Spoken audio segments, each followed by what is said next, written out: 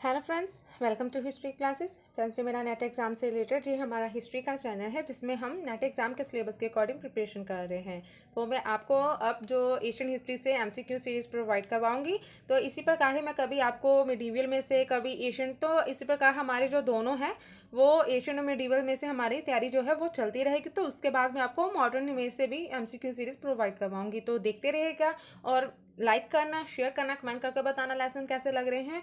और मेरे चैनल को उसके पहले सब्सक्राइब जरूर कर लेना और बेल आइकन को दबा लेना ताकि आपको नोटिफिकेशन भी मिलता रहे और आप अपनी प्रिपरेशन अच्छी तरह से कर सको। इसके अलावा फ्रेंड्स, मैं अनअकैडमी पर एडुकेटेड हूँ। वहाँ पर मेरे कोर्सेज फ्री ऑफ कॉस्ट रह रहे हैं। तो आप अनअकैडमी की लर्निंग ऐप को डाउनलोड कर वहाँ पर जाकर मेरे कोर्सेज देख सकते हो। अपनी जो प्रिपरेशन है अच्छी तरह से कर आप अपना नेट और जेआरएफ है हाँ डेफिनेटली क्लियर कर सकते हो। तो देखेगा जरूर, क्योंकि वहाँ पर मैंने बहुत सारा मटेरियल दिया हुआ है। तो देखेगा जरूर वहाँ पर भी मेरे लेसन्स को। तो स्टार्ट करते हैं हमारे जो आज के एमसीक्यू सीरीज को एशियन हिस्ट्री से। तो जैसे कि फर्स्ट दिया गया है कि निम्नलिखित स्थलों में से कहाँ ऋषभ शीर्ष वाला जो अशोक स्तंभ स्थित था। ऑप्शन है सारनाथ में, रामपुर, संचिका या सांची। तो जो ऋषभ शीर्ष वाला जो अशोक स्तंभ स्थित है वो है रामपुरवा में। तो ऑप्शन जो हमारा है बी राइट आंसर है, रामपुरवा। क्या है? रामपुरवा, रामपुर नहीं, रामपुरवा। तो ऑप्शन बी है राइट। नेक्स्ट है बुद्ध धाम एवं संघ के प्रति जो अशोक की प्रगाढ़ आस्था का जो उल्लेख है वो कौन से अभिलेख में हमें मिलता है? जैसे कि शिलालेख जो दिया गया है 12 है, शिलालेख कितना है 6, भानु लघु शिलालेख है और स्तंभ लेख जो है 4th। तो किसमें है जो उसकी बुद्ध धाम एवं संघ के प्रति जो अशोक की आस्था का उल्लेख जो मिलता है वो है भानु लघु शिलालेख में। इसके बारे में हमें जानकारी मिलती है। तो सी है हमारा राइट आंसर। नेक्स्ट है निम्नलिखित में से कौन सा स्रोत चंद्रगुप्त मौर्य को क्षत्रिय मानता था? कौन से स्रोत में चंद्रगुप्त मौर्य के क्षत्रिय मानने के बारे में कहा गया है? कि विष्णु पुराण है, मुद्रा राक्षस है, अर्थशास्त्र है या महापरिनिर्वाण सूत्र में है? तो इसके बारे में जानकारी हमें मिलती है वो है स्रोत महापरिनिर्वाण सूत्र में। तो डी होता है हमारा राइट आंसर। नेक्स्ट है मैग्नेथीस के अनुसार पाटलिपुत्र नगर एक समिति के द्वारा शासित था जिसमें सदस्य की संख्या थी। क्योंकि एक जो समिति बनी हुई होती थी, सदस्यों से मिलकर समिति बनती थी। जो सदस्यों में पूरे जैसे कि पाटलिपुत्र था उसका पूरा प्रशासन जो वो डिवाइड किया हुआ होता था। तो वो कैसे किसको क्या कौन सा काम करना है, तो ऐसे एक समिति के द्वारा पूरा प्रशासन चलाया जाता था। तो इनकी संख्या कितनी थी?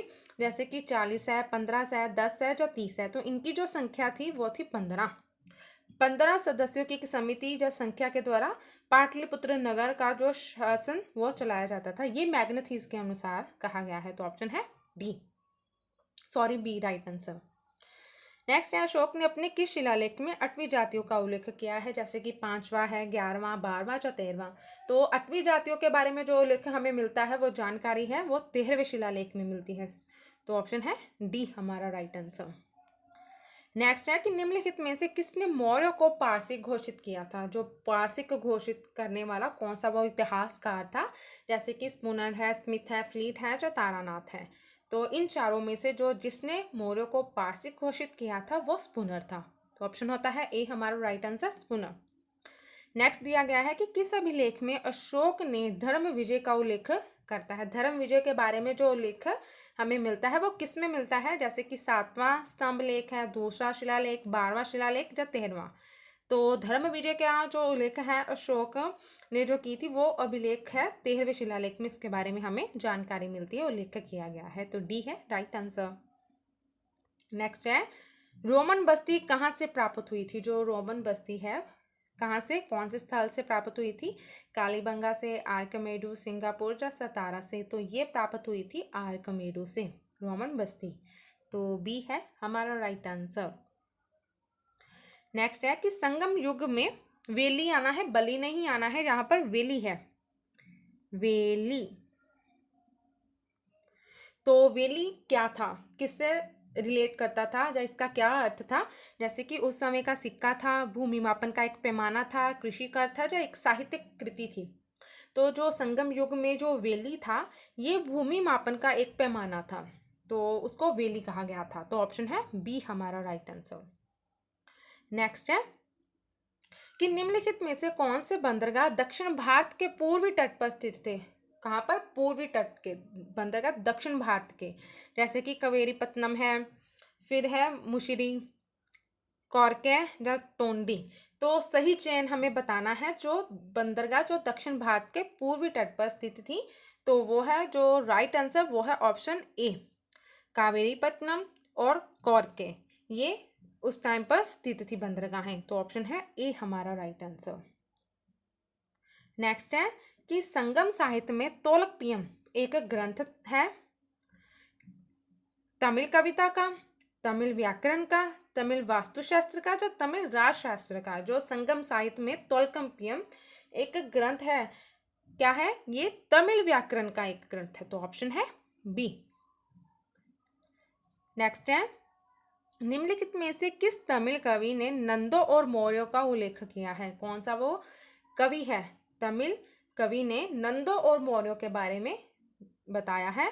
सतनार है, कपिलर है, अगस्त्य है या मामूल नार है? तो वो है मामूल नार, जिन्होंने, ये तमिल कवि हैं जिन्होंने नंदों और मौर्यों के बारे में हमें जानकारी दी है, तो डी है राइट आंसर। नेक्स्ट है कि आर्कमेडू से कौन सा मृदभांड नहीं प्राप्त होता है? कौन सा नहीं प्राप्त होता है? जैसे कि ऑप्शन है एरेटाइन, एम्फोरे, जो मदिरा पात्र होते थे उसको कहा गया था चक्रित मृदबांड या चित्रधूसर मृदबांड। तो जो नहीं प्राप्त हुए मृदबांड आर्कमेडू से, तो वो है चित्रधूसर मृदबांड, तो डी होता है हमारा राइट आंसर। नेक्स्ट है कि शिल्पाधिकारम का जो लेखक कौन था? इलिंगो, परनर, कारिका या विष्णु स्वामिन? तो जो शिल्पाधिकारम का जो लेखक था वो था इलिंगो, तो ये है हमारा राइट आंसर इलिंगो। नेक्स्ट है सूची है और उसको मिलान करना है, तो कौन सा जो सही दिया गया है वो हमें बताना है। तो जो सही सूची मिलान इसमें बताया गया है तो वो होता है हमारा राइट आंसर डी। जैसे कि तिरुकुल्लूर, ये जो है ये दर्शन शास्त्र है। फिर तोलकपियम क्या है? ये एक व्याकरण है। शिल्पाधिकारम क्या है? ये प्रेम कथा के रूप में है। और मणिमैकाले ये वणिक कथा है। तो जो सही सूची मिलान है वो है ऑप्शन डी। तो फ्रेंड्स, ये थी आज के कुछ एमसीक्यू सीरीज। आगे और इसी प्रकार से हम एमसीक्यू सीरीज के बारे में जानेंगे, स्टडी करेंगे और अपनी नेक्स्ट वीडियो में आपको प्रोवाइड करवाऊंगी लेसन्स। तो देखते रहिएगा वीडियोस को, लाइक और शेयर करना और कमेंट करके बताना कि लेसन्स कैसे लग रहे हैं, और चैनल को सब्सक्राइब करना मत भूलिएगा। और वीडियो देखने के लिए आप सभी का थैंक यू।